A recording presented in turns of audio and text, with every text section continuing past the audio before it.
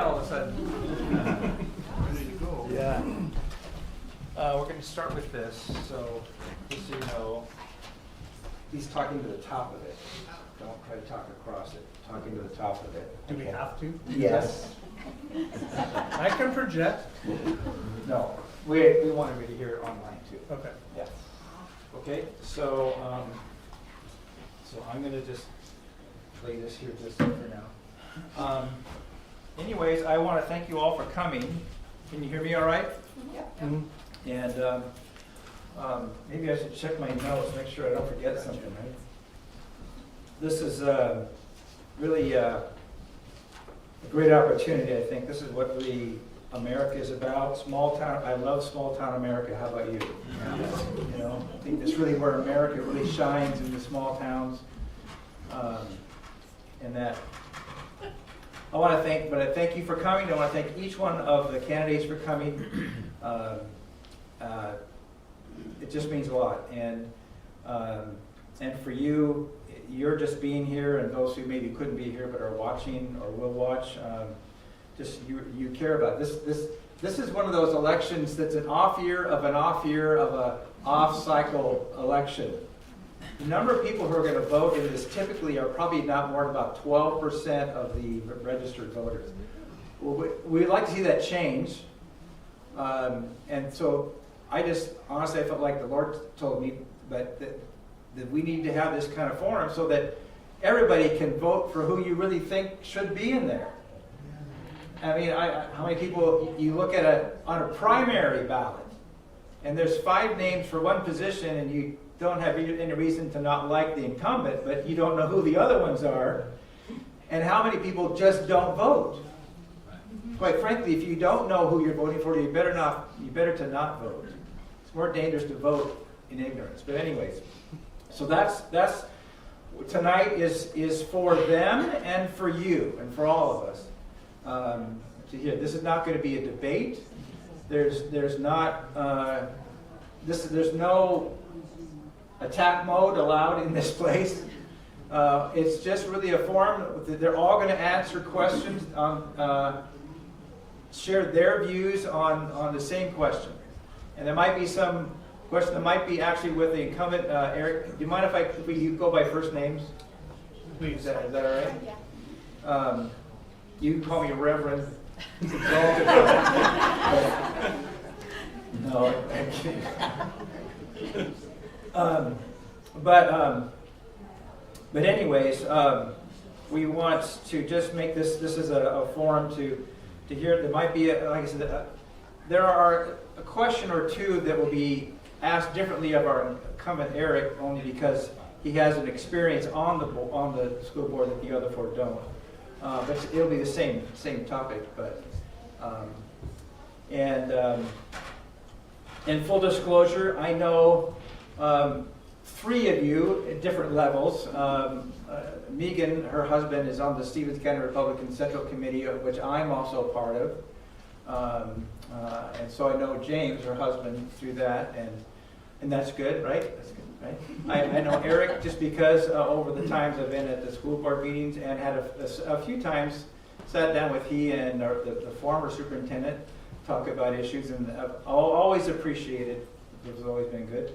And Dick, Richard Price, or we know as Dick Price, some think he goes to my church. He doesn't attend here, although he is responsible for this building being here. And he and his wife Penny and kids had been a long time members of this church, but that was quite some time before I ever came around. And I've been here for 22 years. But I know who I'm voting for, but that means nothing to you. You need to know who you're voting for, and that's why we're here. And I did also want to say that this is not Loudoun County. You know what I'm saying?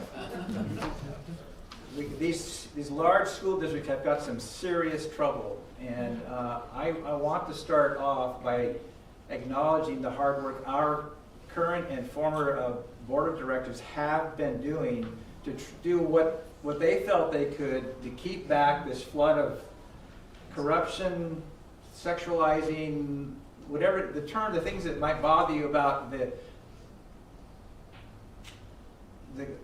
the culture that maybe you aren't too excited about. They've done an awful lot to do what they can to protect our children, and probably at least as much as any school district has done, if not maybe more. So we can be grateful for what they've done. And I want to acknowledge our new superintendent, Dr. Alexa Ullman, is here. So thank you. I will tell you that, as with the former Superintendent Travis and with Dr. Alexa, they welcome conversation. When I've gone in there, I've been given 90 minutes to talk with them, with me and a couple others, on the issues we care about. So I encourage you to do that. Same with the other board members. We got Carrie Breckner is here from this board of directors, and so is Lindsay Lofstrom, who was a youth when I came here, way back in the day. And am I missing? That's just it, right? All right. So I just want you to know that. Introduce the other two and I missed it? No, I'm just talking about the current school board members. No, but you introduced those three. Oh, the other two I haven't met. I'm just talking. So Okay. Mary Diskin, so. I can say that to Mary. But I just want to acknowledge the school board that we do have, and I don't want this to be some kind of agenda to put them down. I think you're looking for who's the best one to be in there. I think they're probably all good, at least. So, but the other is Samantha Jordan, and she's running. Thank you for being here, and Shauneen Flugel, who I know her family. They're good friends of mine, the Palmer family, and so. Anyways, I just want to thank you all for coming. And then can I say one other elephant in the room? And maybe you might want to address, there might be an elephant or two, and I'm not talking about Republicans. Because there are some people who are adamantly opposed to this being in a church and a pastor talking about these kind of things, because of some notion of the separation of church and state. For the first 150 years of our nation, the generations after the founding of this nation understood what separation meant. Because they had lived, our founders had come from a country where the king had become the head of the church, and there was a state, and the state and the king told you what you can worship and how much. And if you didn't, they could come after you. And our founding father says, we're going to separate the church from that kind of power, and you are allowed to worship however you want to. And if you don't want to, you can. That's what separation is about. Our founding fathers never once thought that religion, faith, should be removed from the statesman, because they knew that men without character or morality could not govern a free people. And that they believed that integrity and morality came through faith in God. When you're living your life knowing you're accountable to somebody greater than you, then you will be very careful about how you're living your life here. And quite frankly, our true history shows that if there wasn't a Christian religion as the moral, cultural base of our founding fathers, America would not exist today. We would be still singing Hail the Queen, or now Hail the King. So, anyways. And then one last thing, I've just got to do this.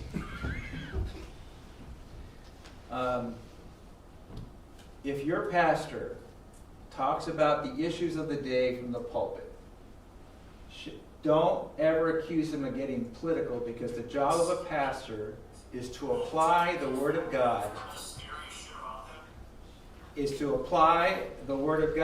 to every area of life. You're not being political, you're being applicable. You're being practical. The Word of God applies to every area of life, and if you're going to become a follower of Jesus, you should be able to apply it to every area of life, including BLM, CRT, or name your favorite issue. And so, the fact that the church has, too many in the church and pastors have been afraid to talk about those issues, is why we are here today with the problems we have. And so with that, before we begin, yes? Yeah, before we begin, He's giving you 30 seconds. before we begin, I would like us to have an invocation and then the Pledge of Allegiance. My wife is going to lead us in an invocation. She is not only an ordained minister, but also the president of the Stevens County Republican Women's Club and the second vice president of the state Washington Federation of Republican Women. And then after that, Coulter is not a chaplain, but our pastor, evangelist Patrice Whiting, who's part of our church, she will lead us in the Pledge of Allegiance. Her husband, who's a chaplain for the Border Patrol, couldn't be here right now. So if you would stand, she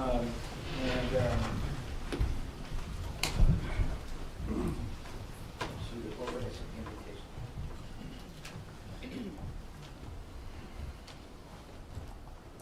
Let's pray. Heavenly Father, I thank you so much for this group of people here that are here because of our children. We are here because we believe that you have given us children and families to protect, to guard, to care for, and to love, to guide, to nourish, to nurture, and that they are a generation that will go forward and lead this country. And Lord, I thank you for these people here that are part of this community. Lord, I thank you so much that you have given us leaders that love children and desire to honor you in what they do and how they lead in their areas of, it's really a ministry to these children. And Lord, I pray for tonight, I pray for all of these people that are, have committed their time to give to this community in whatever capacity they can, to stand up and make a difference in our community for what they believe is right and to represent this community. And Lord, I just thank you so much also for giving us just an amazing opportunity here to hear the voices, the ideas, the impact that our school board has in our community, Lord, and the people here. I pray for grace. I pray for blessing upon our families, upon our leaders, and upon our community, Lord. And we just thank you so much in Jesus' precious name. Amen. Amen.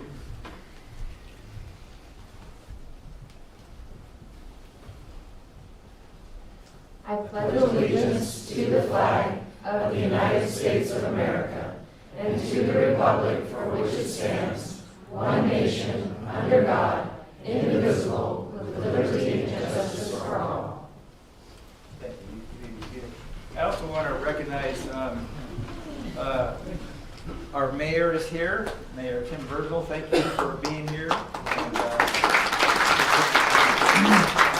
are there any other city officials that I missed or elected officials? Candidates, two candidates, Okay. Diane and Scott.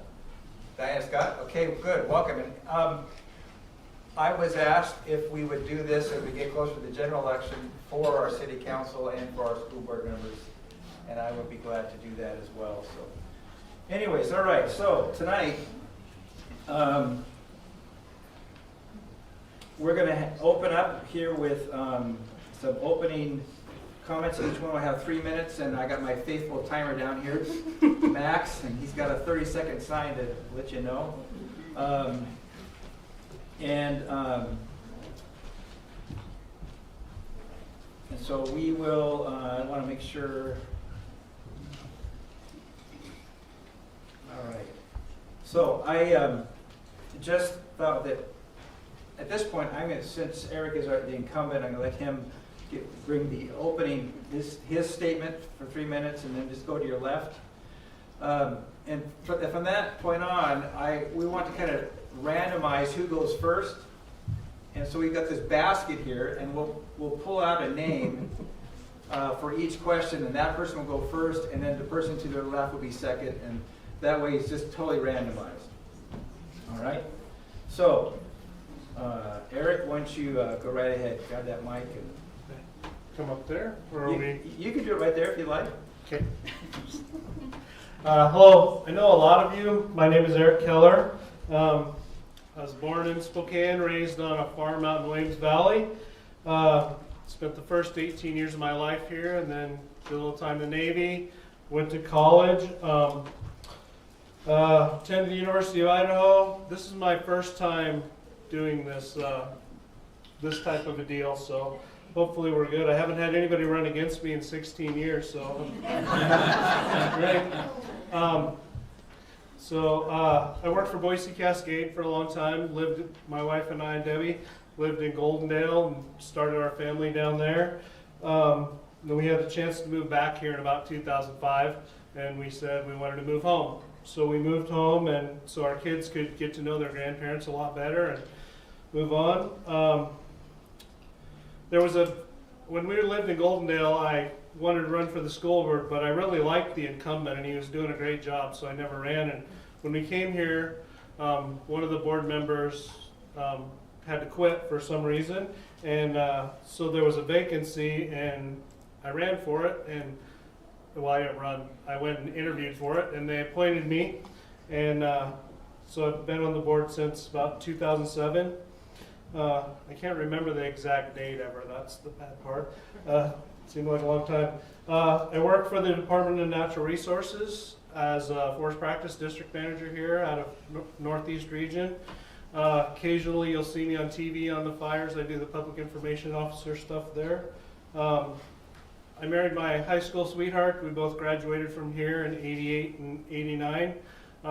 This will be 30 years for us this year, so pretty proud of that one. We have 4 kids, and we live on a small farm just south of town on Dalton Road. When I came on the school board, I wanted to make a difference for my kids, and I believe that good education here, a Deer Park education, and a lot of hard work, you can do anything. We've had my kids as friends. One went to the military academy at West Point. One just graduated from the Naval Academy. All my kids have done whatever they chose to do. I believe that you can do anything coming from Deer Park, and I wanted to make a difference in their education, and this is how I thought I could do that. And I tried to always ask myself, is this the right decision for kids? Are we moving whatever it is, and hopefully if I'm not the person who gets elected, that these folks ask themselves that question every time they do something. I work for the board. I've worked on the board to promote and make good decisions, hiring decisions, because we hire and we hire the superintendent who sets the vibe for the district, and we've tried to make good financial decisions.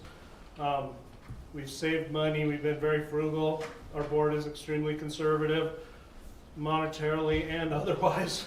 And I got on the board right after the bond passed for the high school, and we made all those things. We had some extra money, and we made really good decisions with that. And then we've saved money a lot, and we were able to not ask any of the taxpayers or unfunded debt for anything since I've been on the board. Unvoted debt, sorry, not unfunded. But then, we were able to just complete the middle school without doing at least part of the middle school without coming to taxpayers for any money. And that's been really important to me, is we need to be financially responsible.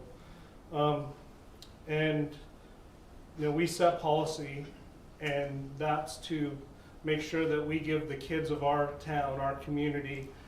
I grew up here. I went to school here. I graduated. Everybody in my family's graduated from Deer Park High School. Lots of different years, but we're here for the kids, and in the end, that's the thing that we need to be here for. So, I would like to continue to serve on the board. I think I've done a great job, and I hope that you get your vote.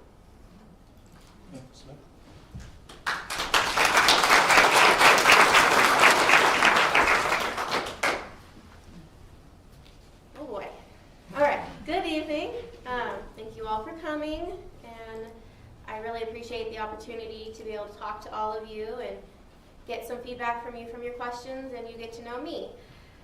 I am a mom of 3 kids. I have a 10, 5, and 3-year-old. 2 of them are going to be attending Deer Park School District next year, and I really just wanted to be involved more than just a parent. I also graduated from Deer Park back in 2010 and was part of the district for 11 and a half years of my schooling. So being a student and a parent, you know, I get to see what goes on in Deer Park, and I just wanted to be able to continue to be part of it and maybe have a voice or make a difference or just you know, be part of it. I married my high school sweetheart, Seth, and we made a life for ourselves just north of here in Deer Park. And well, obviously, I am very nervous. I have not done any public speaking since I did Miss Deer Park back in junior year, so I apologize. For my job or my career, I'm a real estate agent with Real Estate Marketplace Compass, and I've been doing that for about 3 years, which is exceptionally fulfilling. Being able to give people the American dream, you know, you get to own your home, buy your home. It's one of, you know, a lot of people say is the biggest purchase of your life. So you're having those skills to be able to navigate some of that and the people skills, I think that it will be good to bring to the board. And always keeping in mind the kids first. I mean, if you think of what the kids need, educationally, socially, all of it, and what skills they can have for the real world when they graduate, and you think of that first, everything else will fall into place. So that's why I'm running, and who I am, and thank you.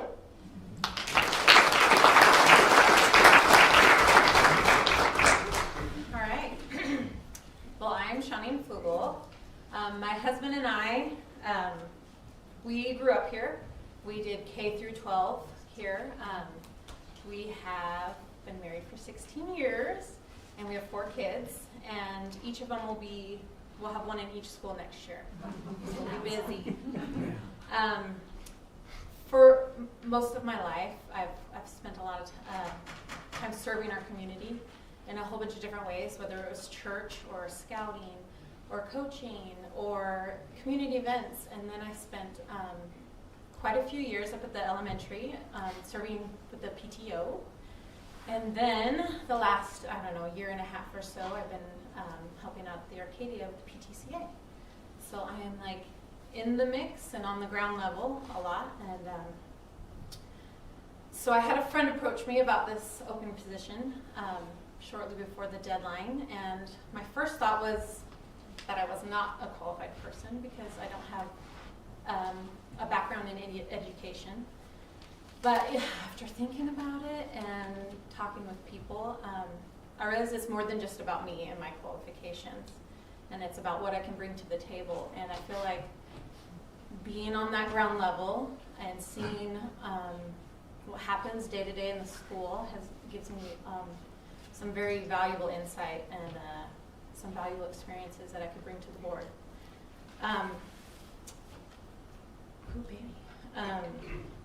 I got to get to know the staff and parents and the kids a lot with my service. It's been about 8 years. Because of that's the reason I decided to run. Because not just mainly because of my children, but because of those relationships I developed and seeing the kids and seeing what's working, what's not working. And so I can do, my part to give them a big voice. When I was thinking about things about what I would want in a school board, member, I thought, I would want somebody who's approachable, somebody who could listen, somebody who's involved, that's not afraid to work hard and get their hands dirty. And most importantly, keeping the kids a priority and like all the decisions that are made, always about the kids. And so I feel like that's something that I could bring and to the school board. Right.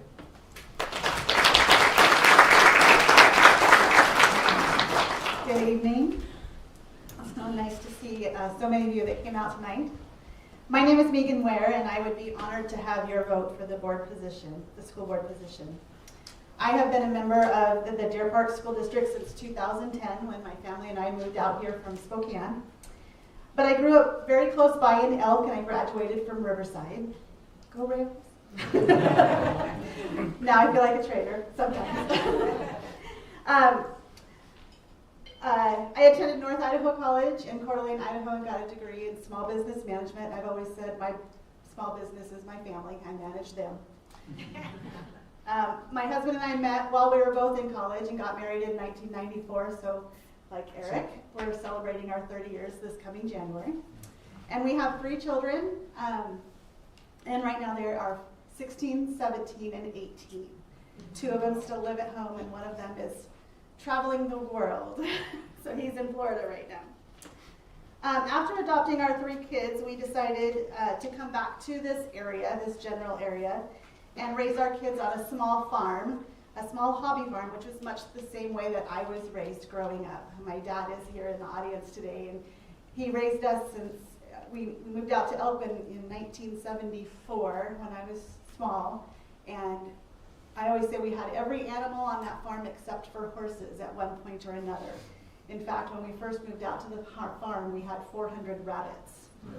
Dad was a rabbit farmer. So we had every animal that you could think of. I believe in small towns. I believe in community. I believe in taking part in the education of our youth. I believe in the principles this country was founded on. If elected to the board, I will strive to anticipate the challenges that a growing community brings to a small school district. I will research solutions to the challenges that not only a larger population base creates, but the challenges of recovering from a pandemic setback in education. I will work to solve these and other issues in a manner that best enhances the atmosphere of the community that we live in. There are 2 issues that I stand on in my quest to become a school board member. Number 1, I believe that our teachers need more tools in their toolboxes to assist our students who are neurodivergent in their learning styles. A neurodivergent person has different strengths and struggles from people whose brains develop or work more typically. It could be that these students learn better with visual aids, or having things read to them, or being allowed to have more time to complete their schoolwork. Having more tools to help these children, whether that be a classroom aid, or audio-visual tools, or quiet spots in the classroom, will help not only the teacher in the classroom, but the student's ability to succeed without feeling excluded. I believe that although college is a choice for a great deal of students, trades are also an important choice for other students. Especially in our middle school and high school, I would like to see a more diverse option of core classes that would suit our trade tracks students. Math classes that teach business math, or writing classes that allow them to research and write about real-life situations. Our wood shop, metal shop, agricultural classes, and audiovisual tech classes are amazing. Our school has done an amazing job with those things. And I would love to see even more diversity in those types of programs in our school without having to bus these students outside of our district for a majority of the day. My children have been in the school district since 2010, and I have been an active parent in all 4 of our schools, soon to be experiencing a 5th school as one of my children completes his senior year at the high school and my last child starts her junior year at HomeLink. I have served as a classroom volunteer, a member and board member of the parent-teacher organizations in all 4 of the schools, and a substitute para-ed in the district. These years of experience in a variety of aspects of the school district have prepared me for a position on the school board. I feel that being both a parent and employee allows me to see the whole picture of how our district works and what our families need. I am also active in the surrounding community. I have been a Girl Scout leader since 2012, a member of the Clayton Fair Committee since 2014, a member of the FFA Boosters, and a member of the Stevens County Republican Women's Club. My family has been a participant in many of the activities this town has offered since moving here in 2010. I think I've marched in every parade that we've had since we moved here. I'm eager to give back to the community and our schools, and again would be honored to have your vote this year.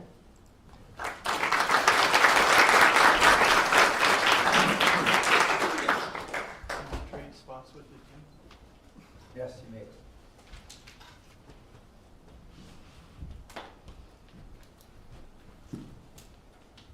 Good evening. My name's Richard Price. I use the nickname Dick. My family has lived in Deer Park for 40 years. Both of our children graduated from Deer Park.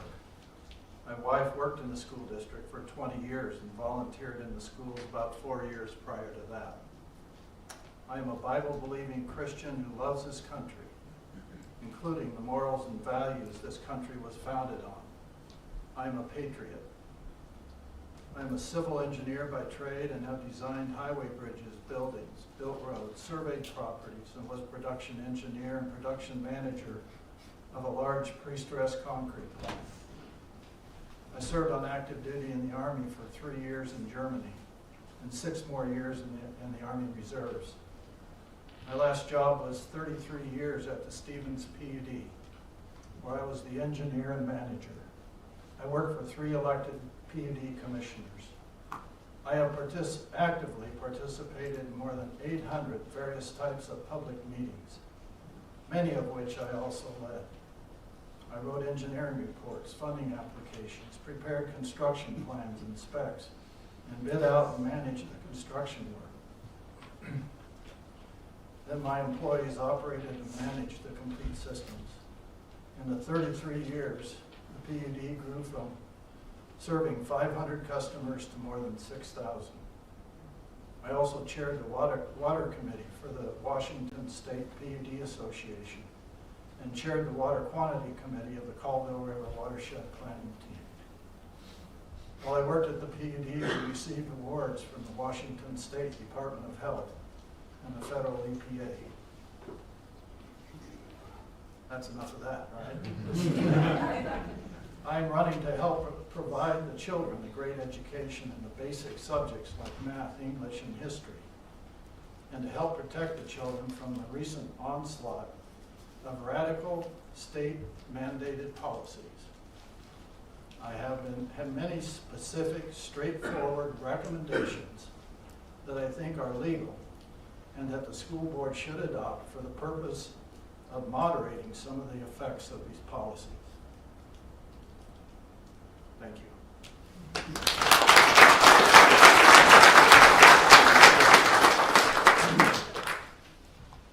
All right.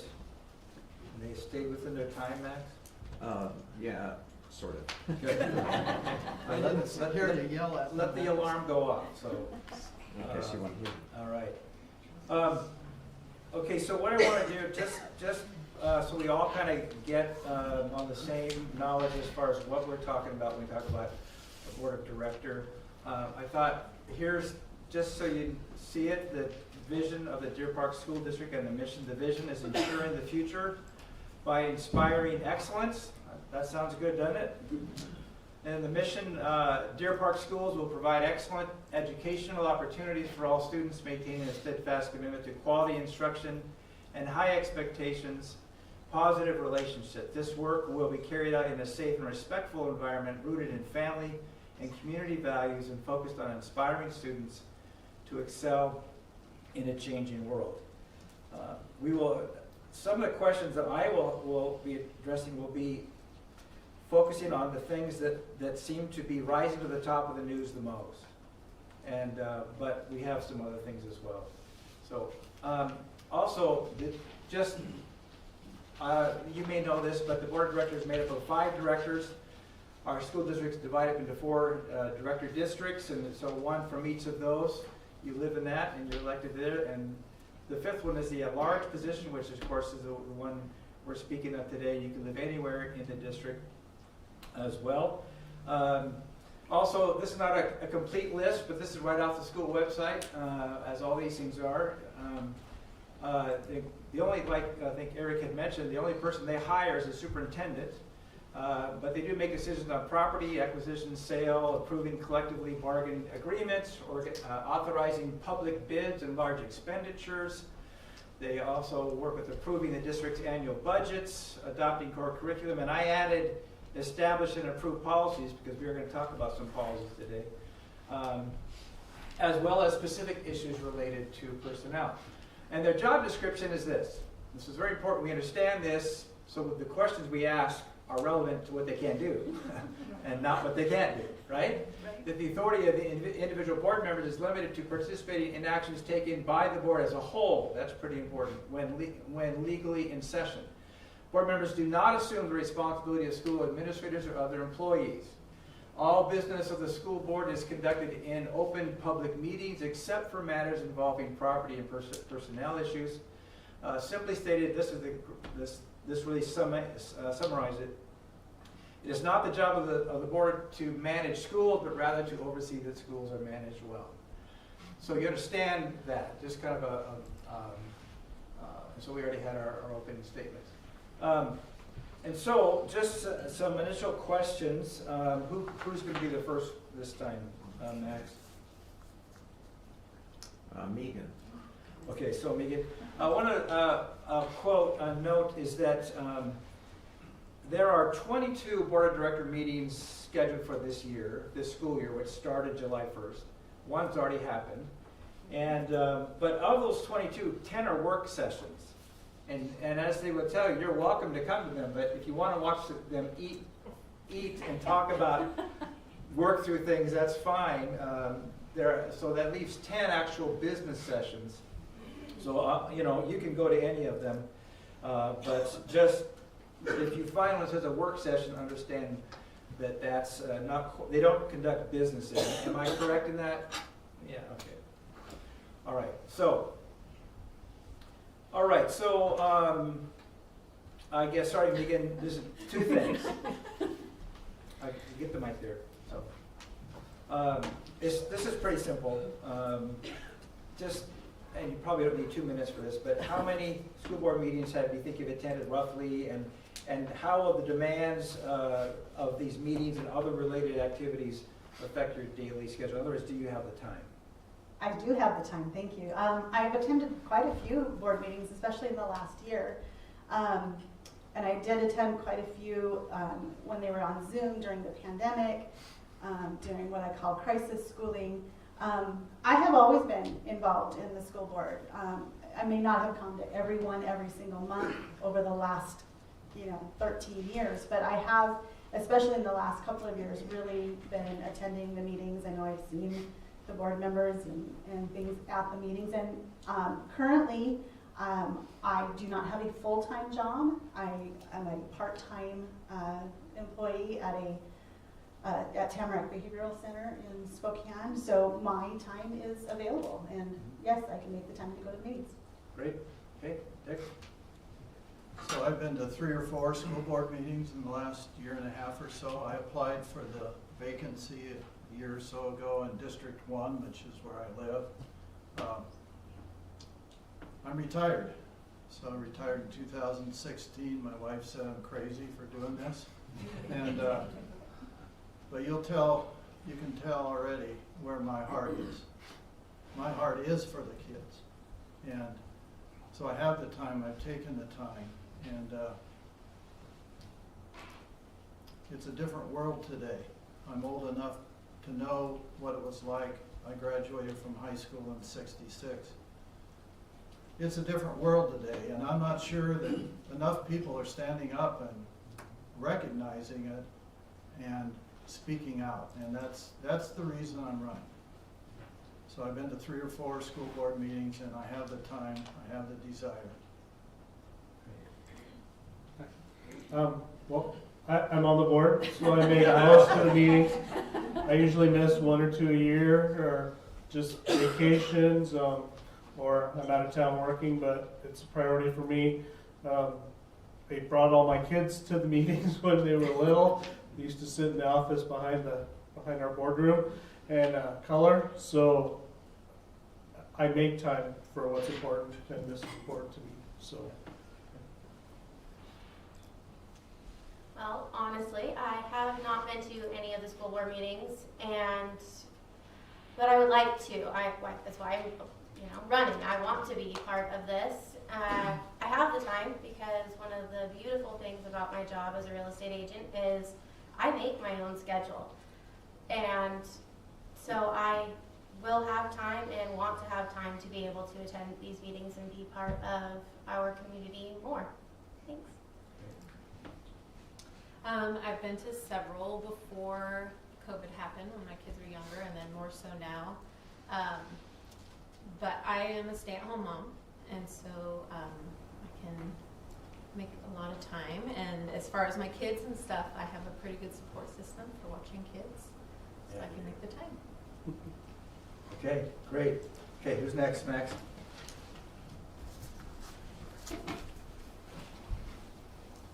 This is Shauneen. Shauneen, okay.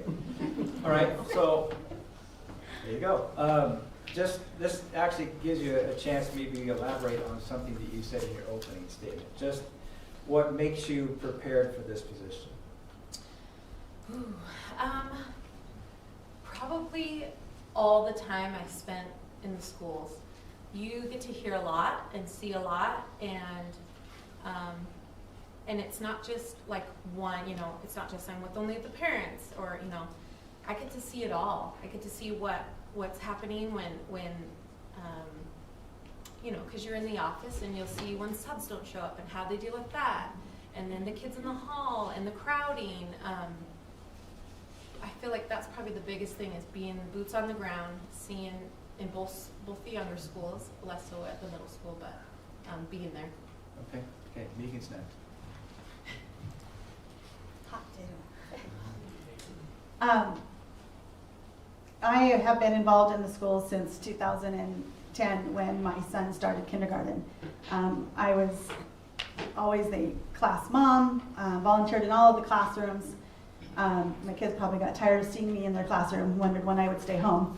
But I was very involved in the schools. I was on all the parent-teacher organizations in each one of the schools my kids have gone through. In fact, serving as an officer at Deer Park Elementary and serving as an officer at Arcadia. And when I started with the middle school one, that was kind of right when things were starting to go crazy in our world, and so we didn't meet very often. But I've always been involved in the high school one as well. And then just the fact that I was a part-time employee of the school district for a number of years as a paraeducational instructor, that got me into every one of the schools, including the preschool, not the home link because that's not part of that job.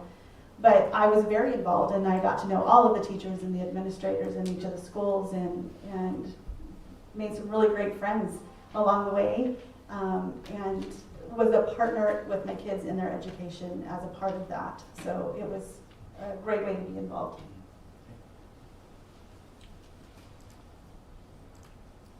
I think I met with Travis. I got to know Travis some. Alexa came in one day when I was in there reading the proposed 7th, 8th, and 9th grade sex ed book. So I think, and I heard Alexa and Travis on the pitch for the new schools and the money. So I think we have educators that are more than able to educate our kids in the basics. I think Alexa, from what I know and my opinion of what I've heard, is she's more than capable of educating our kids. What I see in today's society is the school board's job is to protect the kids. Protect them from the culture that our state legislature has heaped upon the schools, the raging cultural battles. That would be my number one. I think from my experience, you can see I know plans, I know construction, I've been around construction all my professional career, and I'm excited about that. That's great. More kids, we need more schools. That's clear. But my number one is to protect the children. And I guess we're going to talk about that some more later. I believe I'm qualified because I've been on the board, but I was also the president of the PTA at the Arcadia when we moved here. My kids started early. And Bonnie Bantis, I asked her for a letter of recommendation, or Bonnie Remington, some of you folks know her.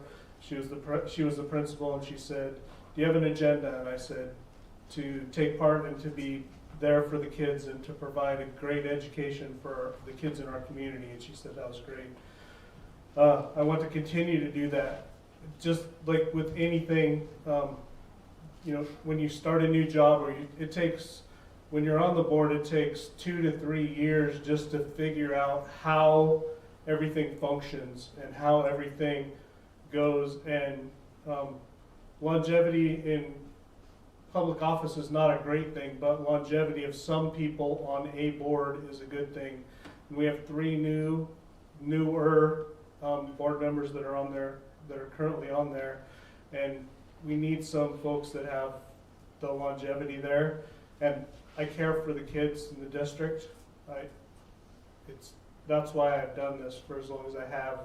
Many people have come to me and said, why? And that's my answer is, I want to provide for the best education for our kids and make good decisions along the way, because we don't hire and fire the principals or the teachers or do that. We adopt policy, and we set, you know, we adopt the curriculum that's brought to us, or we change the curriculum, or we send them back to the drawing board and say, come along. But, you know, we support the schools and provide them direction for the community values. Well, I obviously do not have any real experience in this stuff, but I am a fast learner. I feel like I'm qualified. I have 3 kids, and being a very hands-on mom that I am involved in homework and making sure that we read every night and the screen time's down and, you know, all the mom things that most parents and, you know, are part of. And I feel like by being such a hands-on mom and also volunteering in the classroom with my oldest, my middle child starting school this year, so, and I volunteered in the classroom, sorry. By having those and just being hands-on, it makes, I feel like I'm qualified, and I'm a very fast learner. Thanks. Right. Great. All right, my next question you probably already answered, so we'll go to the next. Who's our next starter? Eric. Eric. Okay. Okay, well, that's good. That's good. Because you kind of touched on this. We know each director represents the values of their director district, and being a small district, there's probably not a whole lot of variety between the 4 districts. And but there is an accountability to the voters, and you kind of already spoke about that a little bit.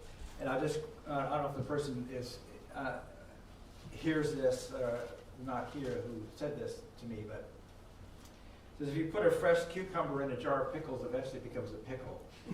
And which is the notion that, like you kind of referred to somebody in a long-term position, they morph from representing why they were there to, in this case, represent the families to begin to protect their position and the institution. That's not to suggest that Eric, you have done that. But again, knowing that's one of the elephants in the room that some people are going to be saying behind your back. So I think it would be only fair that you just have a chance to just speak to how can you stay a fresh cucumber? And then to the other 4, how do you see the similar thing to the other 4 is like how do you see yourself keeping, you know, your being that representative to the schools and your job in that sense? So in the district, this is the at-large position, and anybody from anybody who lives in Deer Park School District can run for this. The other 4, you have to live in a certain geographical position, but everybody gets to vote for every position. It's not, so it's kind of a weird thing. So no matter what, for Carrie or Lindsay, I get to vote for them no matter where I live or anything. So it's a very good equalization thing. I've strived over the time I've been on there, and I do it at work, is I go to continuing education every year. I pick something that keeps me sharp, to kind of sharpen the edge, sharpen the knife, and been very active in WASDA, which is the Washington School Directors Association. They have continuing education for board directors that basically allow you to focus on what you're supposed to do and not try to do what you're not supposed to do. I've always asked the question, is this the right thing for the kids? It's not about me. If one of these folks wins, then I will support them wholeheartedly. That's the end.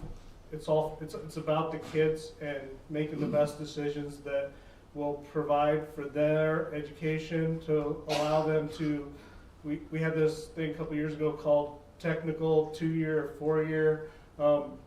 I joined the Navy Reserve when I got out of high school. That helped me. I went to college.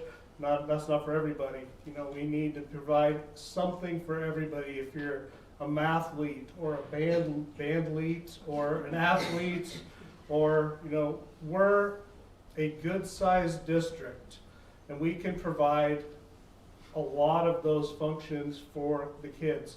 And, you know, that's, as the board, we need to make sure that is the that's what we're there for.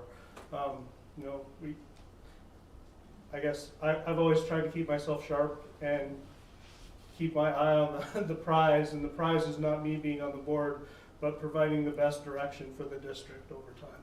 Okay.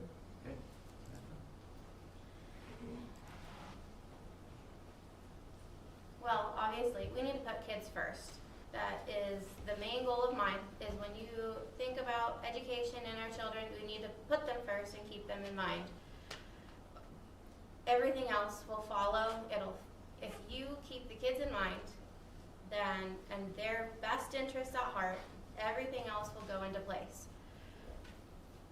In running for this, I wanted to be able to make a difference for all the kids and give them an environment where they felt that they had the best diverse education possible. Kids all learn completely different. I have 3 kids, and all 3 of them have different strengths, different weaknesses, learn differently, and I know that their friends are all different as well, which means everybody's kids are the same way. We need to be able to provide the tools needed for all of them to be able to succeed after high school. And I firmly believe that a basic education will give that opportunity to our kids. We have that opportunity to give them exactly what they need to succeed. And in running and then continuing with the school board, that would be my main goal, and to keep that in focus and in mind. Thank you. Okay, to keep from becoming a pickle, because I am still actively involved, and my children are involved in 4 different schools and multiple different activities. I get to interact and bump elbows with many parents and families, and so I think hearing their concerns and being around and involved in that, and I think that would keep me humbled, keep your feet on the ground.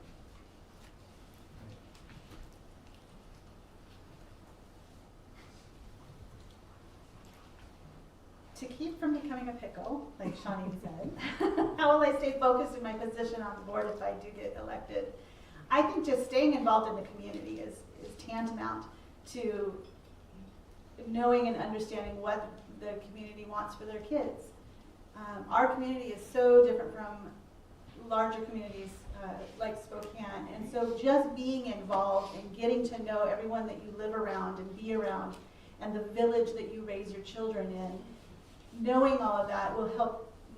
That will help me keep abreast of what is needed and what the new things that we need to focus on in our schools, because every year it changes. There's some new thing that kind of becomes a stumbling block to some people. 3 years ago it was the pandemic and how we are going to survive that, and in the moment of it, it was really, really hard for everyone. but we're starting to see the light at the end of the tunnel, I think. But just keeping involved in the community, knowing what's going on in the community, being a part of the activities that go on, I think that is what is going to help not become a pickle. So, I don't want to get pickled either. So I have a different perspective because of my age, and I think that's great. I think it's needed. I mean, I hear these kids, these young adults, in my opinion up here, that are the same age as my son who's sitting right over there. So, my perspective is protect the children.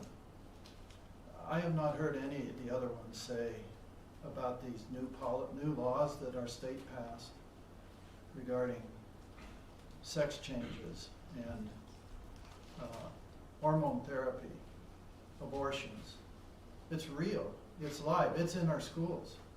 Not that any of the schools want it, but our radical legislature has passed laws, and the OSPI is going to send down policies and tell these schools, you adopt these or else. And that's what's happened in the past on sex ed and transgender issues with locker rooms, restrooms, sports. It's here, folks. It's here in Deer Park. This school district has this, all school districts in this state, the school boards have the sole authority to adopt the policies that run the school district. So, what does the state do? They get, from what I was told at a board meeting, about 90% of the funding now comes from us to the state, back to the schools. So when the state sends it back, there's all kinds of strings attached. And that's where they threaten the school districts with pulling the funding if they don't adopt these policies. So that's the challenge.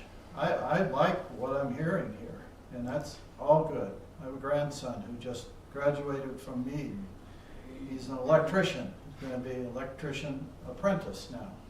The other one's going to be a teacher. So I agree with a lot of things that are being said up here, and that's great. But the elephant in the room is the schools want, the state wants the schools to have the authority to take our children and send them to abortion clinics, transgender surgeries, and then hide them. Thank you. Okay. Thank you. Is this bothering anybody else? Yes, it is. All you OCD people like me, you know? Did you put that back down? Okay. And we're going to talk about those here in just a bit. Let's go on here. I want to do some lay some information on the table and help us so we can see these figures properly. And I've done as much as I can. I can't tell you how much time I've spent on this. But you'll note these are the scores for Washington State as a whole. Washington State, I looked at 4 different resources and put those 4 together. Washington State comes out ranking 31 in the nation. And these are the proficiency that 50.7% of students in Washington State altogether meet the standards required for English language arts, 37.7 for math, 42.7 for science, 82% graduate, and on a state average, $17,199 per student. You can see Deer Park High School, this is likewise. Now, and again, even this, we rate 220, our high school rates 228 out of over 1,000 schools. That is a U.S.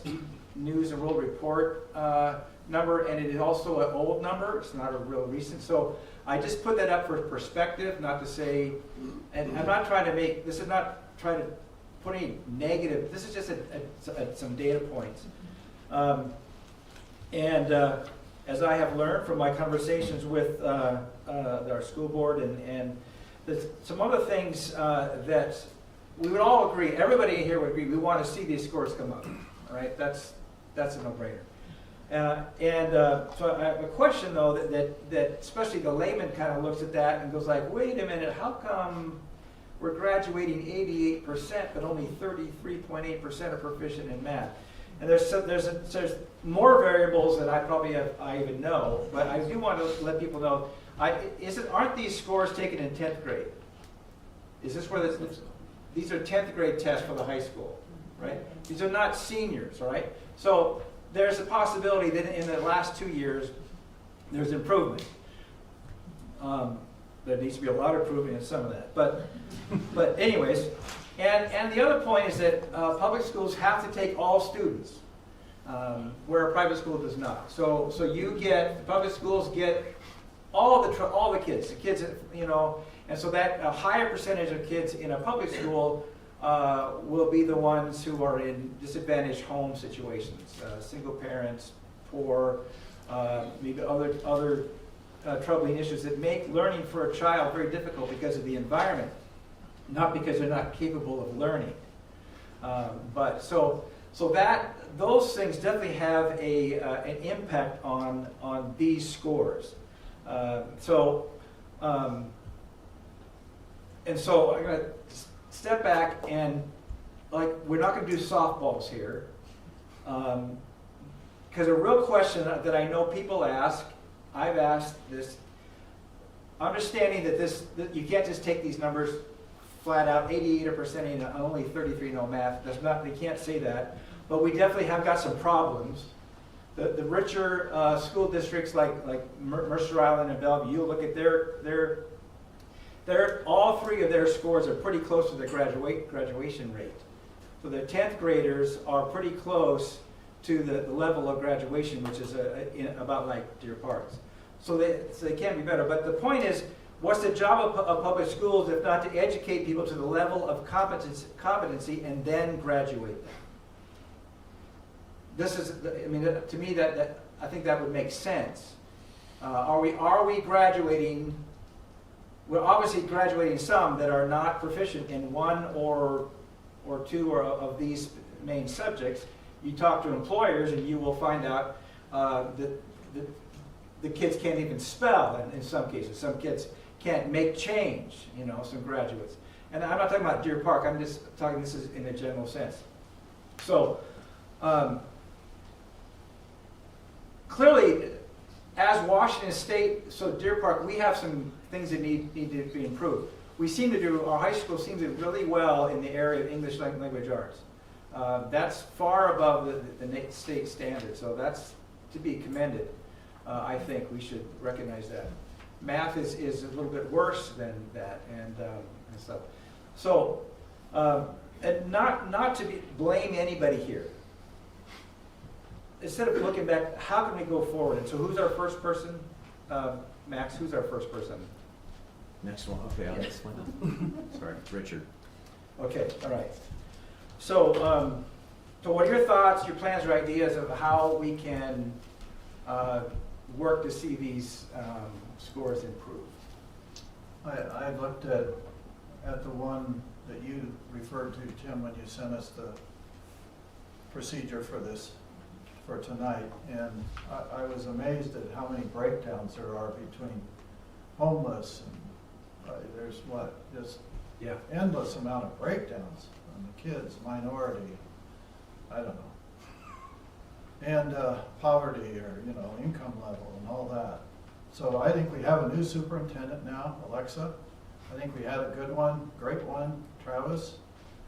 So I guess my answer to that is I'd like to hear what Alexa has to say when she gets her feet on the ground and we get going. She's the expert. She's got a doctorate degree. I think we have good teachers. So I'd like to see what Alexa has to say. I don't have any advice other than I know that social media distracts everybody these days. So how do we encourage kids? My grandson played football for Meade. They practiced all summer. Now they get around the rules, by hiring other, not the coach, but some other guy they hire. Why don't we do that for some of the basic subjects? If football is that important, if kids will go for, get there at 7 in the morning, whatever it was, 2 hours in the morning, 3 hours in the afternoon. Why don't we have more summer schools for kids that are really excited about learning? And maybe we could make it fun. I don't know. Have it outside. That's my idea. So I believe we have a great staff at our school, and that the numbers don't always show what's out there. One of the things, we have a quarter of our district is Homelink district, is our Homelink students, and for this particular, these numbers, they weren't required to take these tests. So if we have, the tests don't show their zeros if they chose not to take the tests.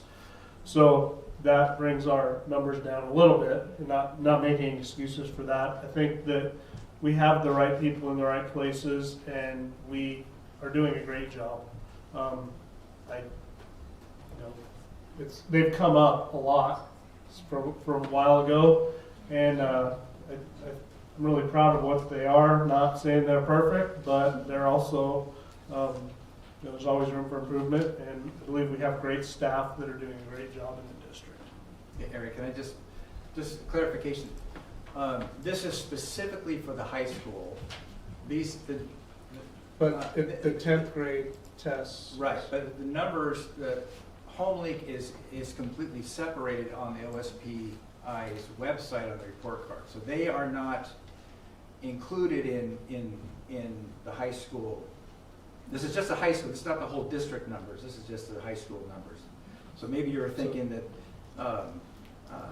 on a district level, you would be right if they took the whole. But this is purely the high school students. It has nothing to do with Homelink or the middle school. But your points are good. I just for clarification. Sure. Okay. Well, obviously, there's always room for improvement, and it'll never be perfect. Those scores could definitely be improved on. Those scores don't also mean that there are children that are illiterate and can't read or can't do math. Those are state standards. So those kids might not be able to, but most of them might just be below what the state deems as the standard for when you graduate. And granted, we do need to be striving for better and having all of them meet the state standard. We are, according to this information, 31st in the nation, which we should be improving on, right? As Washington State or even Deer Park High School, we should be moving forward with that. Also, we as a district need to be able to prepare the kids for real life after school. And if they can't read, write, do math, do science, and not just a college setting for college degrees, but also trade schools or, even flipping burgers, you gotta be able to count money. So, everybody needs to be able to have a productive, meaningful life outside of school, and having those numbers get better is definitely what we need to strive for by providing the teachers the tools for all of the learning styles and types. All kids learn differently and need to learn in the way that best fits them, and sometimes those standardized tests can give us the tools needed to be able to determine whether or not they learn A, B, C, or D, or maybe a little bit of A and E or C and D, and then providing the tools they need for them and the teachers to be able to give them the education they best deserve. Thanks.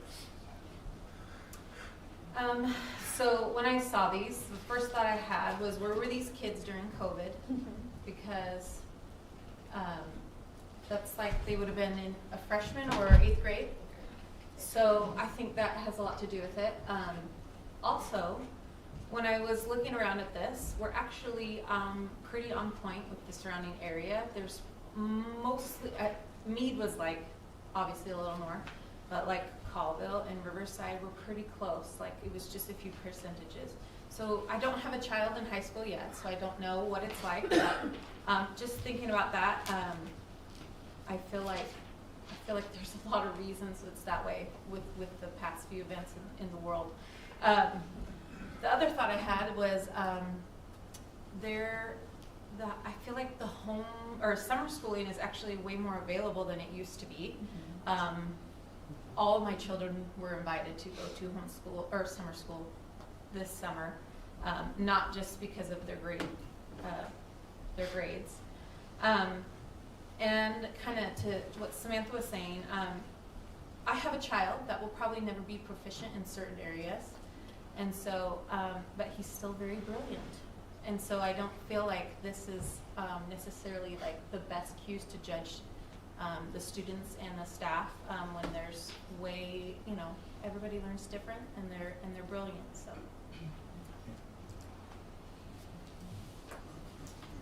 Thank you. I'm going to agree with quite a bit of what Shauneen said. These kids that were tested here, they were in 8th grade in that COVID pandemic. My husband and I were just talking the other day about all of these statistics when I was going over this. They lost a year of learning, a year of really important learning in the 8th grade year that is supposed to prepare them for high school and the way that high school is different. We all know that when you go to elementary schools and when you're in the middle school, they're trying to get you ready for the rigors of high school. And our kids lost that. Our 10th graders who were tested here lost that. They didn't get that chance to get their full preparation.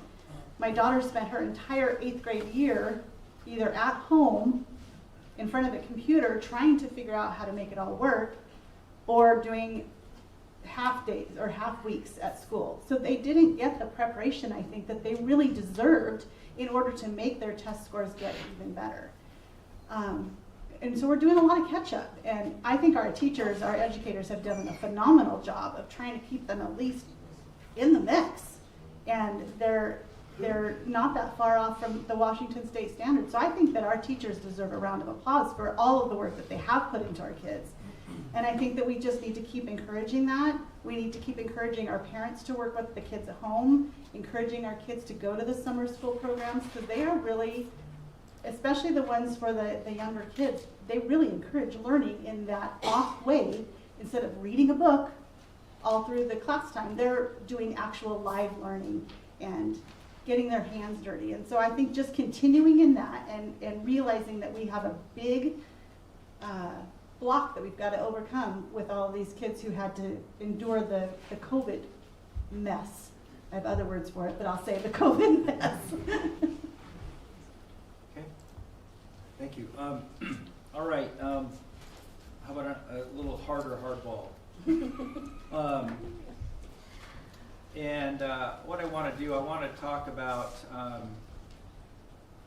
I mean, you can't hardly go out, hear the news and not see school board members, parents going to school boards and reading from the books, things that some parents are being shut down because they're reading such immoral stuff, and they said, this stuff's in my kid's library, school library. So I want to do a few little background things, and we're just here to hear what you think about it. You don't have to agree with anything I might say. We just want to hear where you stand on these issues, okay? So I don't know how many people are aware, but there's an RCW that's been on the books since actually started in 1880. It's been some amendments, but the last change was in 1969, 54 years ago, RCW 28A.405.030. The title is Must Teach Morality and Patriotism.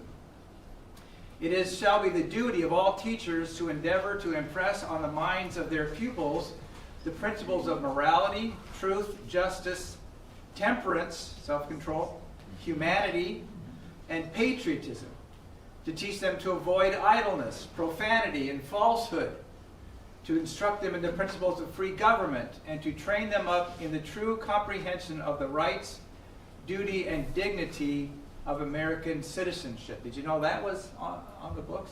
Isn't that good? Yes. Very, very good. This is the... Can you put that back up again so we can take a picture of it? Sure, go ahead. I want to see that. I want to put that up. Yeah, that's right off the Washington State Gov. If you just Google that number. it'll Yeah, bring you that Google up. that Well, I number. was trying to, Yeah. sorry, thanks. Right. We good? And this is the dreaded policy 3211. P means procedure. This is how it's acted out. Gender inclusive schools. It aligns with the WIAA's policies. That's the Washington Interscholastic Activities Association, with every school district in the state turns over, signs a paper. Is it every year you guys do it? Every year turns over all of the sports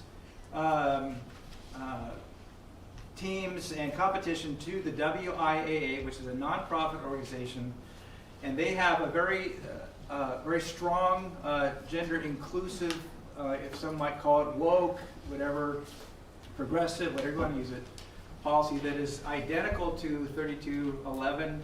3211 is a policy you'll find in probably, if not yet, every single district, that number in every single district in the state, because it is mandated.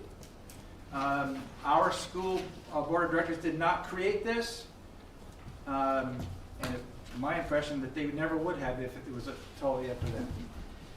But this is what it states, basically, and all this information I provided to all of the students, all of the candidates here. Some already had it, but it states a school employee, for example, will ask a transgender or a parent transgender student how they want to be addressed. It says whatever the gender or name or pronouns, etc., the child wants, that's what they get.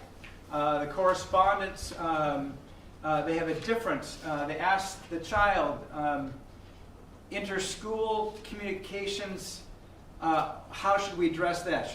If Jimmy, do you want to be called Janie in school, but you don't want your parents to know, so we'll make sure the stuff that goes to school says Johnny, not Janie on it. And actually, so it calls for the creation of an official or non-official and a non-official record of the student.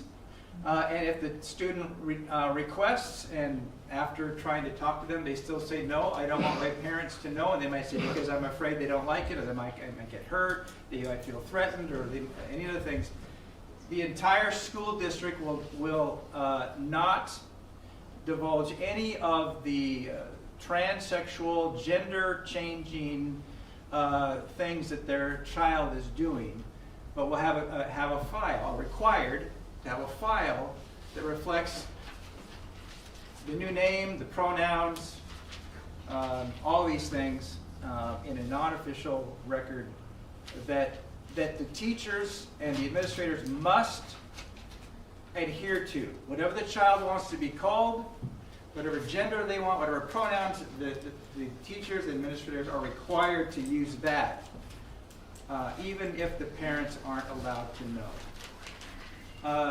And then you must allow these children, the boy wants to be a girl, you must allow him to be in the girls' bathroom, the girls' locker room, the girls' sports team, phys ed class, and even the dress codes.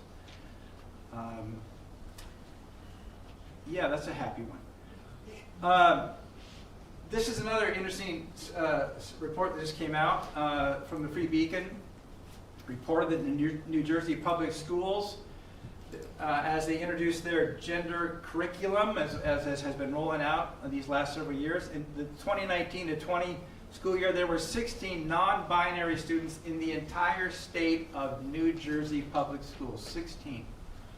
4 years later, after the gender curriculum had taken hold, 4,000% increase to 675, and 41, about almost 3 times as many as had been in the whole state, 41 in elementary school.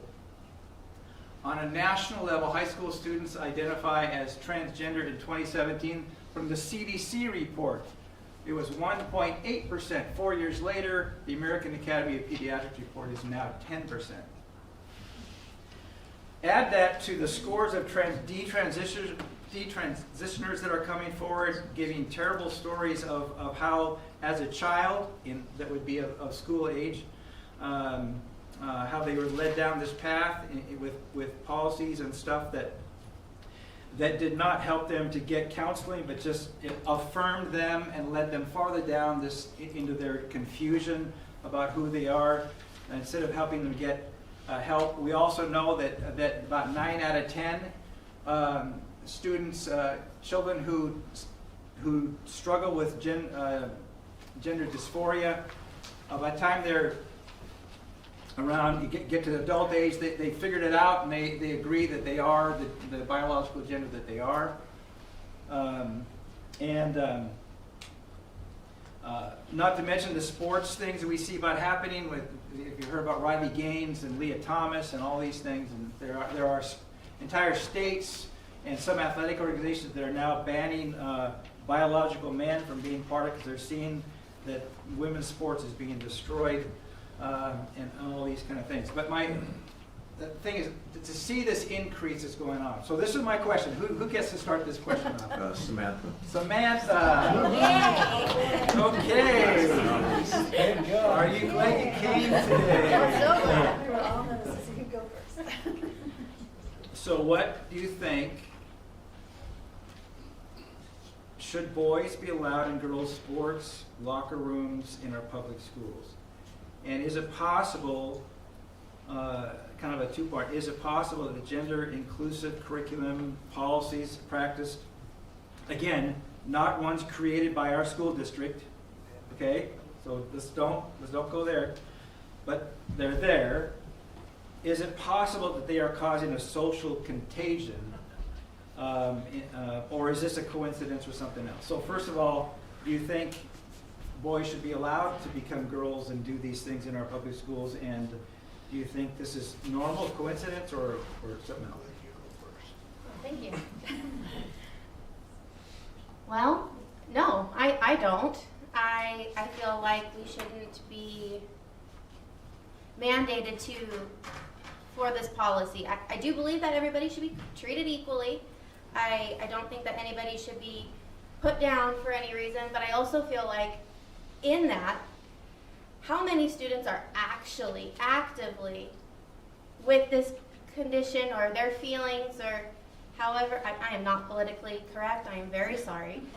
How many are actually in this district? I mean, does this actually affect kids in our district? And how many of them? And what is the majority of that? I don't think that boys should be allowed in girls' locker rooms, and if we need to think outside of the box maybe on if this is going to continue to be mandated, how to go about and solve that issue. Honestly, I have no idea. Maybe you make single room locker rooms where you have lockers in a hallway and 30 to 40 just cubicle of dressing rooms for locker rooms instead of, boys and girls, because as soon as, I know that the policies say that the person or a student can ask to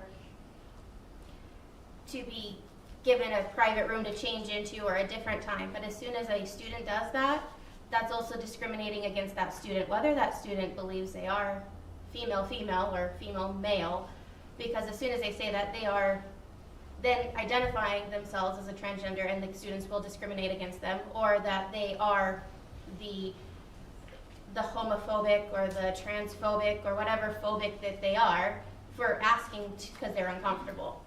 So I don't necessarily feel like that is, that's not really a solution. You need to be able to provide generically, if this is going to be continued, that, we need better options. I do think it's causing a social contagion. And I mean, back in my day, sex and gender were the exact same thing. Your gender was your sex and your sex is your gender. But in today, gender is your expression of yourself and your sex is a biologic or a physiologic quality. And in sports are divided off of your sex, not your gender. So that's my opinion, and I know that's not necessarily politically correct, so I apologize. So thank you. Okay, well, I would agree with you and add on to what you're saying. I don't think boys should be in girls' sports. I have 5 brothers and I have no sisters. So for me, I feel like I can relate really well to this. So it's like she said, it goes beyond, it's a safety thing at many points, not just finger pointing. I will add, recently my kids went for a physical, and I had given them the physical form from the school, which I'm sure came from the state, and they have now removed gender from physical forms. And so when I offered it to him, he was like, can I use my own? He's like, because this is really important. He's like, not just because of the political. He's like, they have removed the parts where they check certain things on boys, and he's like, doing that, he's like, if I would have done that my whole practice, he's like, there's some kids that would have had some serious issues in their life had I not done, checked, because they are boys and they are girls, and we, so it is starting. So watch if your kids go to physicals that they mark that on the form. I do think that if it starts, that it will keep going, and I feel like it's set up. The way it's set up, it will be taken advantage of and abused. If they, I'm sure a lot of you can think of kids you went to high school with. They'll be like, oh sweet, I can go do this and I won't get in trouble. So I disagree with that, but it says it's inclusive, and I don't think anybody should be bullied, because that's on there too. But by being inclusive, it's actually going to exclude a lot of people and a lot of girls in the long run, and that's not okay.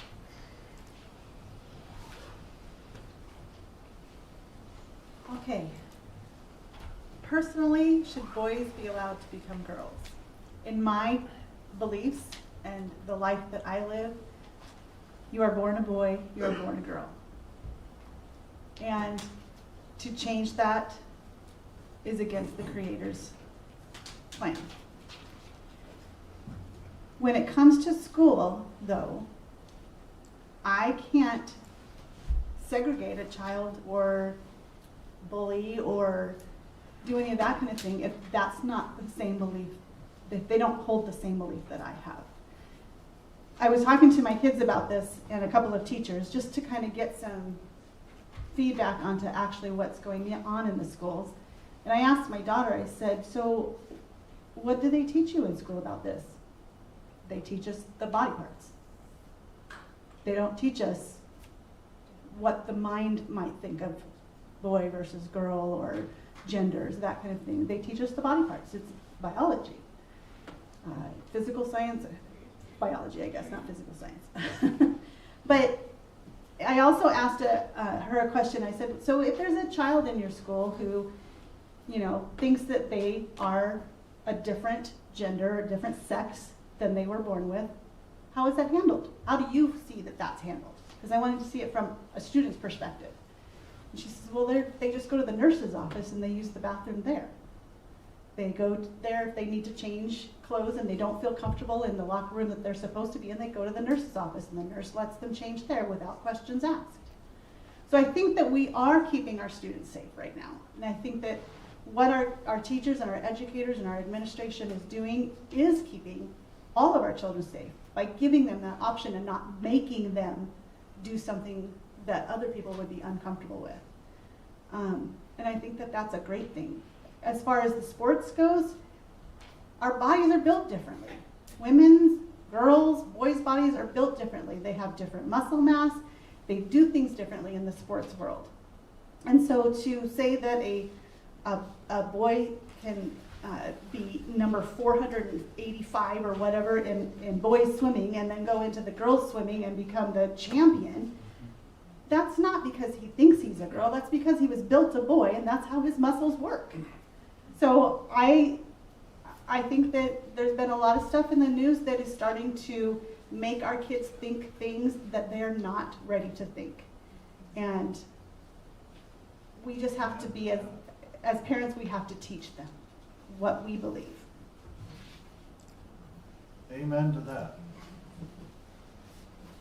So I think this is my issue, or one of them. So it's easy to say, I agree, God made male and female. Marriage is between a man and a woman. There's a new book out by a 40 years experienced child psychiatrist that says, this is evil. This is evil. A boy will never be a girl. A girl will never be a boy. The mind and the body are connected. So you can't in your mind say I'm a girl when your body's a boy. God didn't make us that way. So we've got to deal with it. It's just the tip of the iceberg. If social media has the effect, continues to have the effect that it has had, we've got to deal with it. So what do? This was already kind of suggested. Convert all restrooms and locker rooms to single occupancy restrooms with one toilet, one urinal, one sink, and a lock on the door. Just like many restaurants and businesses have done. Unfortunately, this may eliminate showers altogether or reduce the number to just a few. I know our grandson, who, like I said, played football at Meade, he never took a shower after the game. I didn't ask him why, but I don't think I think it had something to do with this. Parents shall have the right at any time. This is a policy that I would recommend the school board, whether I'm in or not. Parents shall have the right at any time during business hours to access all files in the school's possession pertaining to their child. If you read the policy that's been adopted, it says when the school contacts the parents, they will ask the child, do I use Jane or Joe?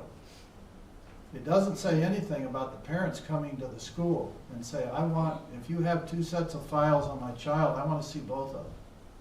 So I think that's a doable thing, and it doesn't violate the existing policy or the direction from the state. The entirety of all sex ed classes in all grades shall be videotaped and approved by the school board before they are shown to students.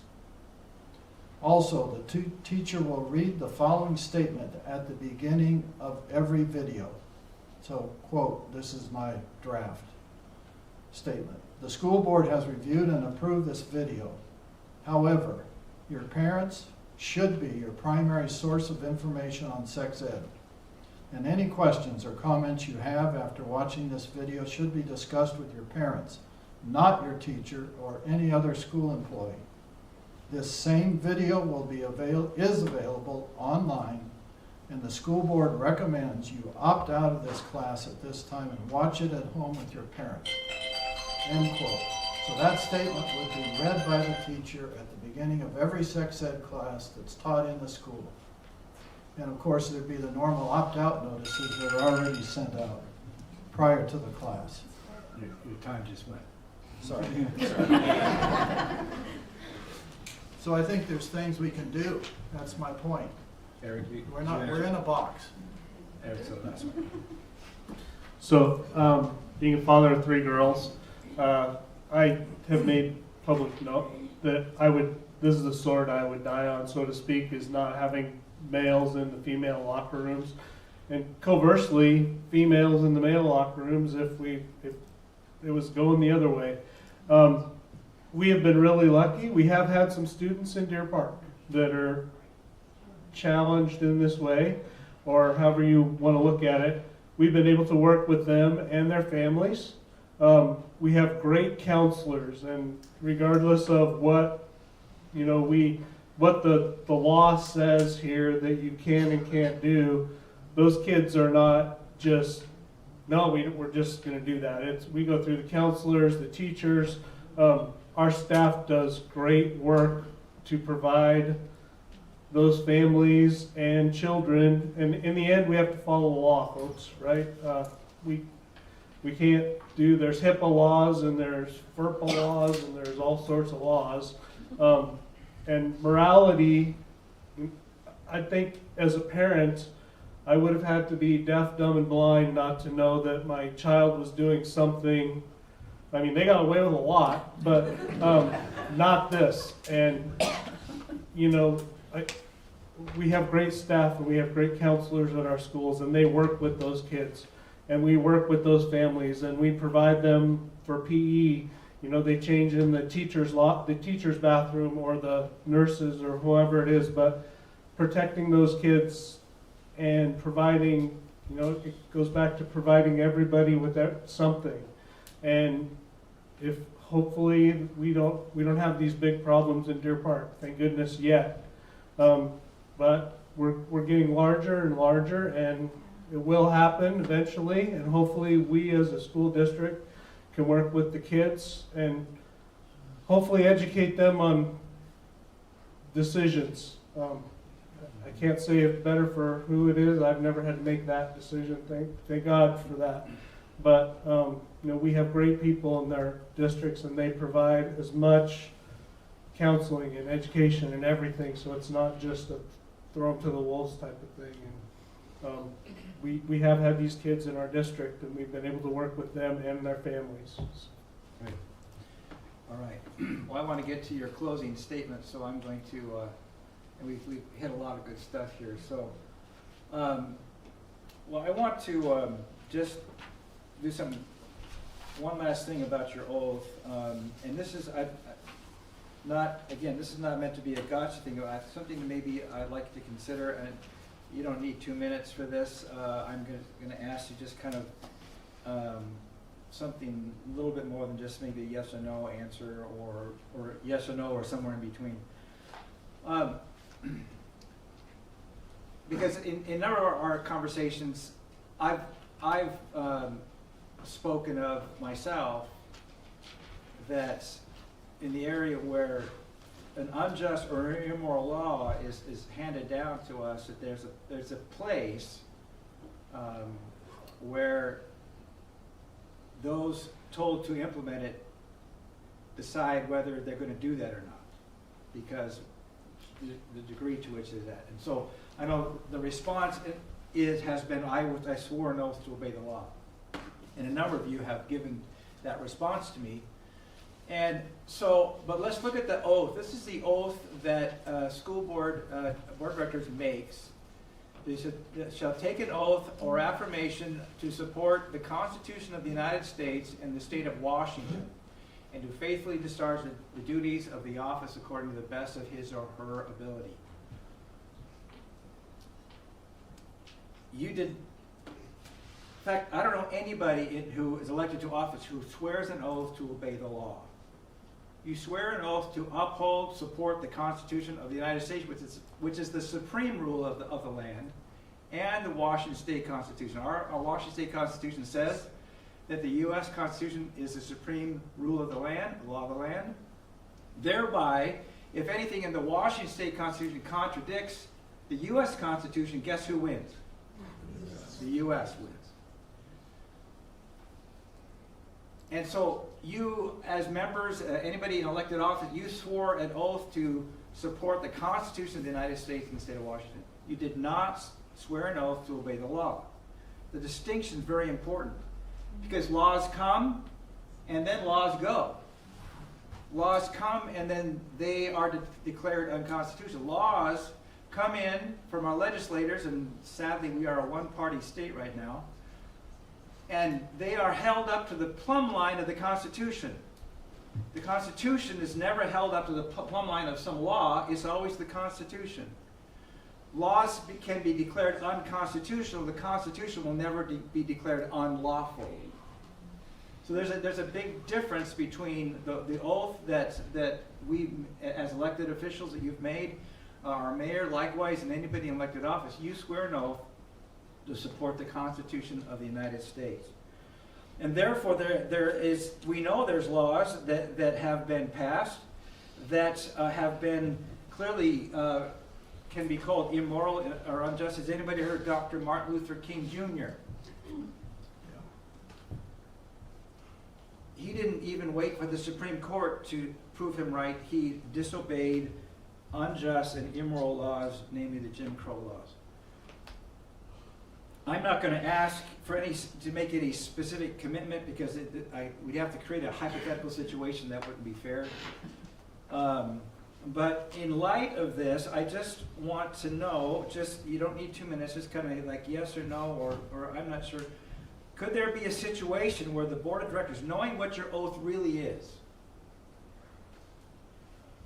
that there could be a time where you are not to implement a mandatory policy, curriculum, practice because it conflicts with your oath to support the Constitution, regardless of what the law says? do you believe that this actually could speak to the place that there could be a situation where a law could come down from above and you say we will not because we believe it violates the Constitution of our state? So who would be first?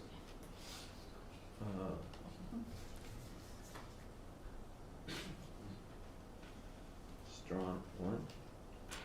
Eric. Congratulations. Thank you. And just kind of yes or no. I mean, I'm not just Go ahead. Yes, I do believe there's a time when there's laws that are unjust or can harm people, and at that point in time, you have to make a decision. The military, that are lots of things they say, is that order going to get somebody hurt? Going to do what's wrong? And there's ways to refuse those orders correctly and done, Right. and to work towards that. So, yes, I think there's a time and there's a way to do that. I agree as well. Yes, there is definitely a time for that. It's all about the kids, and if you think strongly enough, and you all and me as a parent, everybody, the school board feels that way, then yes, that there could be a time that could take place. Yes, same thing. It's about protecting the children. And some of the stuff that happened during COVID also, we personally didn't follow either.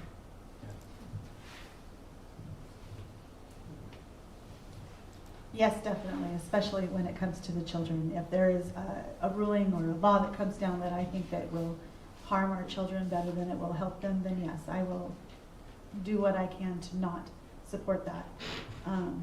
The beauty of our school board is that it is represented by people in our community.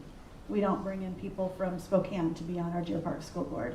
And so I think collectively as a community, we are mindful of what our kids need, and we will do everything we can to protect our kids, and I am on that boat. Well, we're there now. We are there today, right now. The governor signed a bill just a month or so ago about transgender surgeries and hormone therapy that the schools have that's going to come down through the OSPI at some point, but we're there today. It's not hypothetical. We're there. The law's been passed, signed by the governor, and it went into effect just a couple days ago. So we're there. My thought is absolutely resist. And this is one idea, so cut me off, Tim, but there's 259 school districts in the state. I believe the majority of those school districts would agree with what we're saying right here. But we don't have any authority, one or two or three or four of us band together. But if we could get 75 or 100 or 125 school districts to say, no, we're not going to do this, and then have the OSPI say, well, we're going to close your schools, then it would come to a head. So my idea, if I'm elected, is to find like-minded school districts that will resist these radical policies that are coming down from the state. Okay. All right, well, I want to thank you all, and so we will, each of you, give a 2-minute closing statement, right? Do we want to pick who gets to start on that? Max is in control. Yeah. Richard. Okay. Okay, I want to lighten up a little bit. I'm really not that, I'm not that mean, but believe me, you can see I'm passionate because we're there, folks. We are there. And this state has gone nuts, the legislature. They are crazy, they are insane, and some of these radical policies are evil. E-V-I-L, evil. So I would be a strong proponent of protecting the children by working. I've got all kinds of suggestions. I've thrown a few of them out here, I've got more. But I think we can work within the existing policies by adopting new policies that moderate some of the existing ones that the state's mandated. The education of the kids would, of course, be number 2 on my list. The new facilities would be number 3. I think we have Alexa, I think we have an excellent superintendent, and Travis was excellent too. The education of our kids, I think we can work on that, and I think Alexa probably has some ideas, new ideas. But I want to band together with like-minded school districts around the state right now to resist what's already here as far as some of this transgender stuff we've talked about, and what's coming as far as hormone therapy and sex change operations and hiding the kids from their parents after it's done. The law's been signed. Thank you. So in closing, I think that as everybody can see around here, we are a growing district. I mean, we got 1,200 available building spots within and just right around the city of Deer Park. That's not including the outlying area. I think the number one priority, and it has been for a while now, is to try and foresee the future, and we've been working on that. We've just acquired land from the city, or the ability to purchase the land from the city if we run a bond and it passes here in the future. I think we need leadership on the board, and we're growing. We just need to make sure that we make the right plans moving forward while continuing to provide the best education we can for our kids. So like I said before, kids always come first and everything else is going to follow. I do believe that all kids need to be treated equally. I think that everybody, gender-wise, does need to be treated equally. I do think that there are different ways to go about that. And even though my view is that I don't agree with it, that doesn't necessarily mean that, that's the child's view or other families' views. And everybody does need to be treated equal. I also feel that the parents do have a right to know what is going on in their children's lives for education. It could get messy if you have two different official or non-official documents. Something could get lost in the system, and that could be a problem. I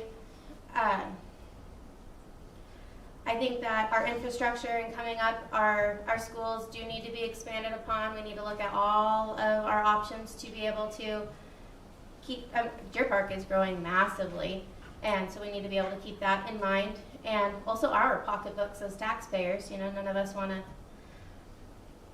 to pay too much, but we also want our students and our kids' education to be number one.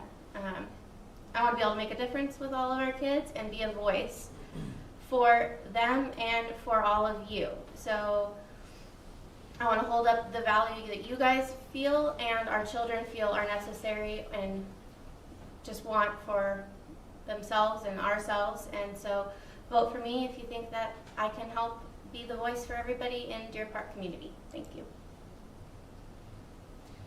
Well, hopefully my actions over the last couple of years speak louder than my words.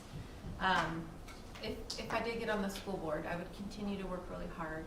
I'm not afraid of getting my hands dirty, and with all the growth and the changes in our community, I would work hard to ensure that our kids have a... Is that my time? No. They can learn and grow in a safe place and a healthy environment, an encouraging environment, just like, that we got to. Let kids be innocent longer and give them a chance to grow.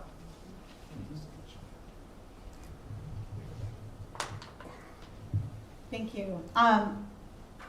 I want to stay involved in this, the education of our kids. And now that my kids are in high school, they don't kind of let moms be class parents anymore. And so I can't go into the classroom and help out like I used to. So this is my way of getting back into the classroom. This is my way of still staying involved and being a part of my kids' education. I would love and be honored by your vote of confidence in this position. And I am excited to see what our district is doing, the growth that we have, the new things that we're going to be able to offer as we grow. Because as you grow and get more schools, you get more talent coming into your schools as educators. And to draw on all of that talent, I think is going to be phenomenal. So I want to be a part of this. I want to be involved in my kids' education and the future of the education of the kids in this town. You were first, right, Dick? Yeah. Okay. All right. I'm done. You can go. Yeah, go I'm ahead. Let's give him a hand.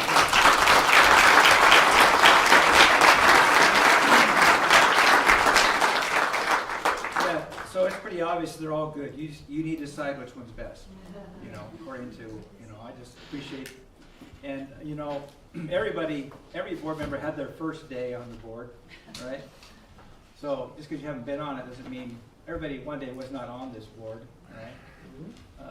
And so I really appreciate, I think we all appreciate that you would all make the time to be here and that. So going forward, if there were two questions. One was about school safety resource deputies, and so something that maybe some want to know what kind of things would happen as far as going forward with that. Another one was, I think we kind of touched on the passage of the levies and bond issues, talking about money a little bit. So those kind of things we couldn't really quite get to, but anyways, if there are any ways that any of you would have suggestions, what you thought went well tonight, what you thought could have gone better, likewise yourself, if you have any of those thoughts, I really would appreciate that as well. So we just about serving our community, right? And so, do you mind? I'm a pastor. Do you mind if I close in prayer? Is that all right? Great. It's your house. It's my house. Well, it's his house. I work for him. I work for a Jewish carpenter. So Lord, we do thank you. We thank you for the wonderful town we get to live in, for all the wonderful neighbors, and really the wonderful values that really are still so much a bedrock of this community. And we pray, God, for our schools, our superintendent and staff, administration, the board of directors, our teachers, and other support help. Since this is our focus here, we do really pray especially for our children. Help us to do what's best for them. As we've heard that many times, help us, Lord, to do what is best and right for them. And may we have the courage to make the steps that need to be done and the wisdom of how to do it. And we just thank you for this time, for your blessing upon our community and upon each one here in Jesus' name. Amen. Okay, there's plenty of goodies back there, so help us take care of that. And you're welcome to talk to any candidate after.